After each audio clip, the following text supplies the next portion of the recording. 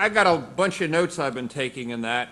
And Jeffrey, I'll start with you, and I know you just finished, but I'm a young person out there. I'm sitting, I'm listening, and I'm thinking, is this a bunch of nonsense? Or, you know, we have to be here because the teacher made us come. I've been there, gang. And that, but it isn't. I think that there's an awful lot of good stuff has been put here, but what is the one thing, and I'll ask each of this, that you can, the one thing you'd tell these young, if you walk out of here, just this one thing I want you to think of? I guess my answer it's a little unusual, but it's expect the unexpected, and you know, you can do all you can to prepare yourself for the career you think you're going to go into, but I know so many of my colleagues and people I went to school with and friends who are doing things completely different from what they had planned, or even if they are doing what they planned, they are, you know, going at it from a completely different direction than they expected. I have my roommate from college, you know, went to law school. He's now a venture capitalist. I have, you know, a roommate who is, you know, got his MD, PhD at Duke, and now he's just a general practitioner, not a researcher. So I think really, when it comes to thinking about your own future, it's to prepare yourself to be flexible and to be open-minded to opportunities as they come along, and just make sure you're in a position that if the right opportunity comes along, you can take it and see where it goes. Multi-majors? I mean, one of my key areas of research is what's called interdisciplinary research. What's the nature of research that's going on at the intersection of biology and physics and engineering, for example. I think that people who can speak more than one language of knowledge, whether that means you're good in psychology and biology, or you're good in mechanical engineering and software programming, you're definitely going to have a leg up. You don't have to be the best at one or the other. The fact that you can combine and integrate and translate across multiple disciplines is a huge advantage in the marketplace today. And even in a recessionary economy, I can tell you there are job openings there that are going unfilled because we don't have people with that capability. Randy? Lou, thank you.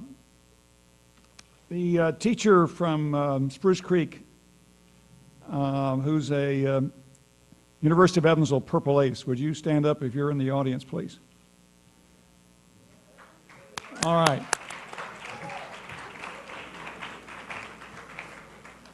The point I want to make is that this is a very small world that we live in. It is not 6 degrees of separation, with all due respect, Kevin Bacon. It's like 1 degree, okay? And the messages I believe you've heard today, no matter what your field, I have a bachelor's degree from a small liberal arts university in Southern Indiana, Methodist supported, University of Evansville. The observation I'm making to you is, you know, look around you today, look at the people that you're relating with today, and recognize you're going to come back and connect with them or a mutual situation that will pay dividends. We had a great conversation. Probably the only 2 purple aces in the audience here. But my point is pretty simple. Whether you've got a background in business because of your education or because of your family experience, think about ending up running a manufacturing clean room, taking it from a full engineering test bed to full manufacturing in a little company like AT&T, all because I turned down a promotion to headquarters. Because my wife of 47 years, the better business degree than I have, while I was struggling at AT&T, she was working as the executive assistant to the vice chair of the board of Eli Lilly and Company. She was the president of the sorority association at our university, and the list goes on. I made a decision that I married up, there's no question about it, and we were not going to New Jersey. In fact, I turned down 2 jobs in New Jersey.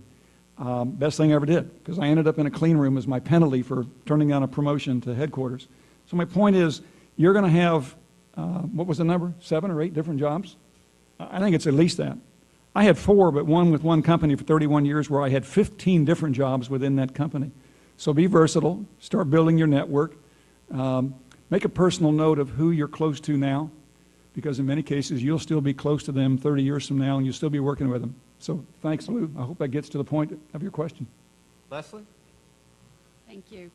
My college roommate once told me, your career is whatever you leverage yourself into, and that has turned out to be true for me and for most of my colleagues from Duke. So get an education, but also be aware of your own skills and your own ability to contribute to not only the global economy, but your local economy as well.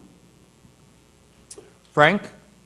I'm going to go a little softer and give you more of a philosophical response. In my mind, the answer is to be committed. And it's to work hard at whatever you do, whether it's a sport or any job opportunity that comes along. And you will find yourself moving toward opportunity. The other half of that equation is to do what you enjoy, work at what you enjoy, know what it is that really turns you on, and try to pursue that. It really does pay off if you're enjoying what you're doing and you're committed. You'll be successful in it, and it really does matter in the long run. Lou? Okay, I'll answer that. Work backwards.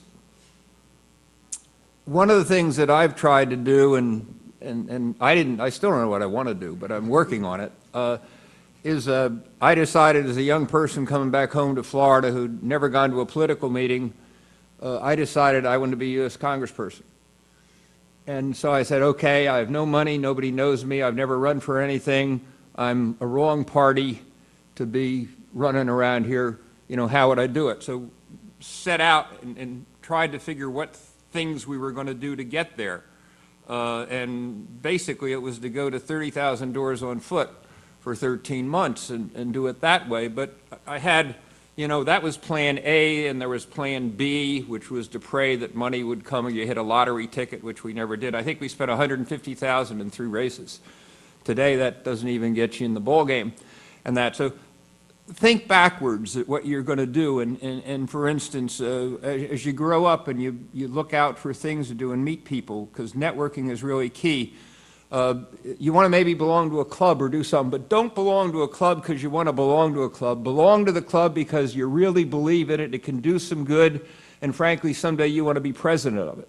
I mean, that's the mindset you have to have. And when you're working with people and you're doing these things, even now, do the little things. It's really, really important. It's funny, I answer my own phone. I always have answered my own phone. When I do it, a lot of people think, no, we want to speak the I said, that's me. That's what's left of it. I'm here. And do that. If somebody does something, when you write them, the internet's fine, but it isn't personal. Take a little bit of time. If some teacher or somebody's helped you, just write a little note. Gee, thanks so much. We really appreciate it. Do it in your own handwriting and take the time to do it. Don't forget to say thank you. There's nothing wrong with that. Talk to people as you go along. Don't be too important to talk to somebody else. It's amazing how that works with it. I get up to Washington once in a while, and people still talk to me because I talk to them. I played ball up there.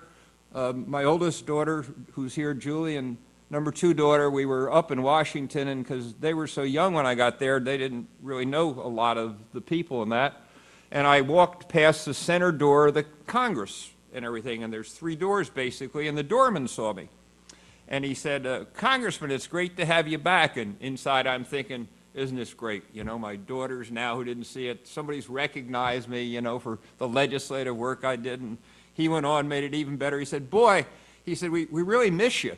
And my head now is about 8 sizes too big and that. And I said, yeah, well, that's, good, and everything. And he said, yeah, we haven't had a shortstop like you since you left. Doesn't make any difference as long as something like that, but it's a personal world. I guess what I'm trying to say, it is a very personal world, and it's amazing how things you do just because you're not for anything, you're doing them because it's the right thing to do, come back and really help down the line. That you can build a bank account, if you will, that way over a lifetime. Do you agree with me?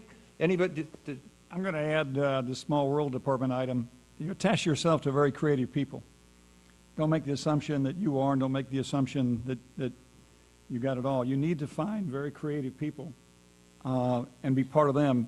The one that we share in unison big black tie event. I mean, really dressed to the nines, everyone. Guess what we had for dinner? Hot dogs and baked beans. Nobody knew it. Somebody thought it was cube steak. It was tube steak. Okay? And it was Jeannie Austin. She worked for me at AT&T. She was the chair of the party for the state. But that's the kind of creativity that helped raise money. She said, we're here for a fundraiser. We're not, you know, you can look pretty, but we're going to have hot dogs and we're going to raise some money. So find those creative folks that you'd like to be part of and enjoy their creativity. And we'll take questions in a minute. Is there anything, basically, in terms of the business world and your personal experiences in that turn you off, that right away a red flag goes up or just turns you off, or you say, Who wants to take the first shot of that? Sure, I think it goes back to you know what we just heard, is that people who are inconsiderate, and there's a tendency, and it's not just business, it's government, it's every institution you go to, that there are people who become very self-centered and they think that their job is the most important and that their concerns take precedence over yours. I would definitely caution people against finding themselves in that position, because if you show just a little bit of consideration, and realize that there's a lot to be gained by cooperating and being collaborative, then you'll probably end up going a lot farther. I was at a speech recently by somebody who talked about this concept of coopetition, which is how you can compete with other people and cooperate with them at the same time in different domains. And that's, I think, a really key thing, is learning that there is value in being cooperative, even if you don't like somebody at first. 407-708-4630. Repeating, area code 407-708-4630. That's my private line. It comes into my office. Like Lou, I take great pride in answering my own phone. It's just something that I grew up with. You know, 31 years at AT&T, maybe it's just bored into you. The one thing that I really hate is people who do not return phone calls. Yeah. Just makes me totally... Or when you call and they say, who is calling?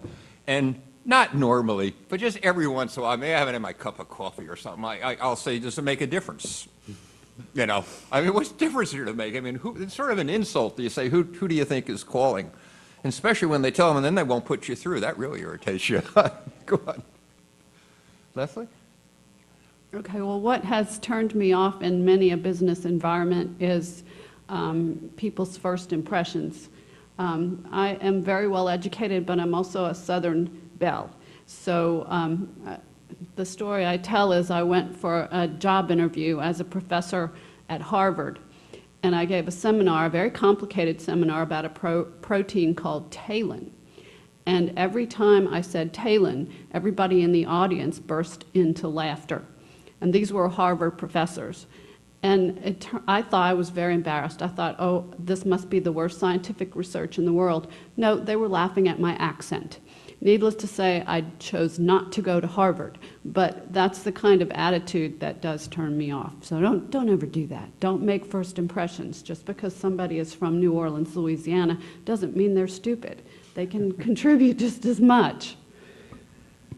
I'll just observe that I think you're hearing consistency right down the line about human qualities and being sensitive to others, being considerate. There is something out there as too much ego. You have to be self-confident, but too much ego, usually in a work environment, means that you're not able to work in a team context, and you can get one hell of a lot accomplished if you don't care so much about who gets the credit. The people involved in looking at the organization will know. So figure out how to work with others. And that's true whether you're dealing with clients or your fellow workers.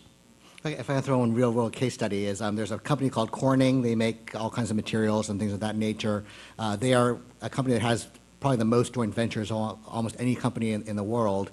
They're very successful at joint ventures because they always put their name second with their partner. Owens Corning, for example.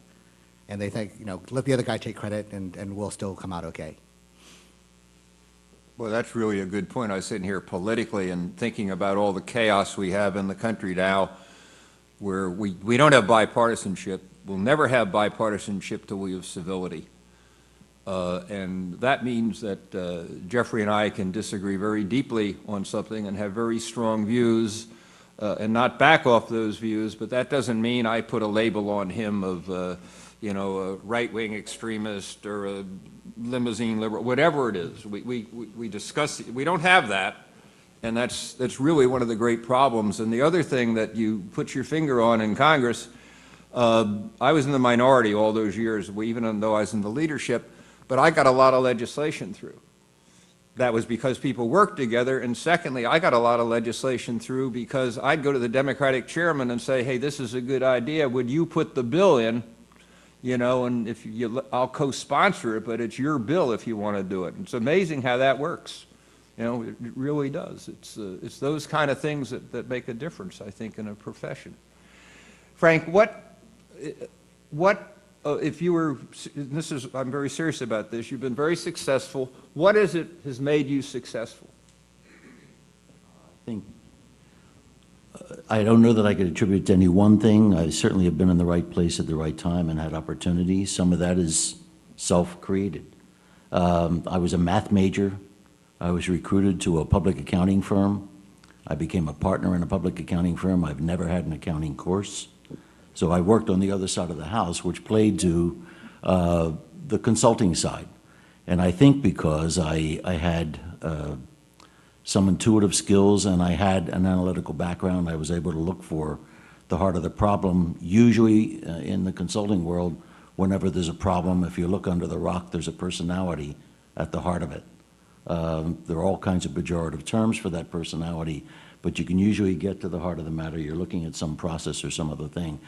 I'm deviating. I think the success factor, if anything, was the ability to deal with people in a way that you were able to spot what's wrong, you're intuitive, and you pay attention to other people, and then provide counsel on a framework that helps build the organization. And that's true whether you're doing an analytical review of a problem or you're dealing with a human issue being brought to you.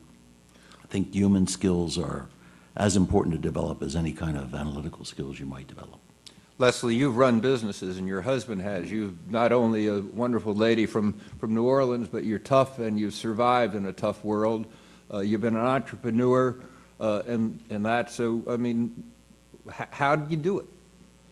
I consider my career a work in progress, and I still consider myself not quite as successful as I could be, and I think my husband feels the same way. We both continue to strive, but not just in our career, but also in the community as well.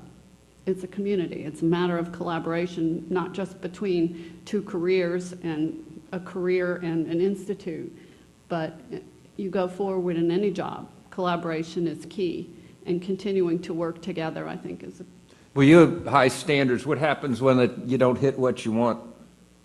Go out and do it again. Try again. Learn from failure.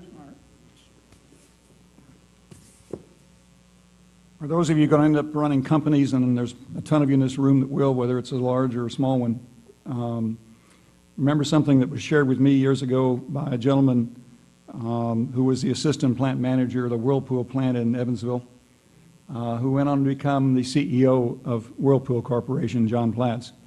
You always hire people that are smarter than you. You got to really stop and think about that. Always hire people, no matter, I spent years at AT&T and running a legal organization, running a labor relations organization, HR, manufacturing, et cetera. And I think the key to success is to recognize that your ability to form teamwork, form a team, and give them some direction, and then let them do it. I hired a manager into AT&T without a college degree on her promise that she would get that college degree. To her credit, she not only got the college degree at UCF, she got a master's, and then obviously came to meet with me and said, na, na, na, na, na, na. Okay? But she proved the point, okay? Very sharp lady. She ends up now working for Hewlett-Packard in an executive position. Be proud of those things. Find those folks that you want to be associated with, and don't be afraid to look for talent that's literally better than you are. Trust me, you will succeed. How about out there? We're just trying to talk about some practical stuff. I know we've been covered a lot of ground, but how about these are incredibly successful people. How about some questions?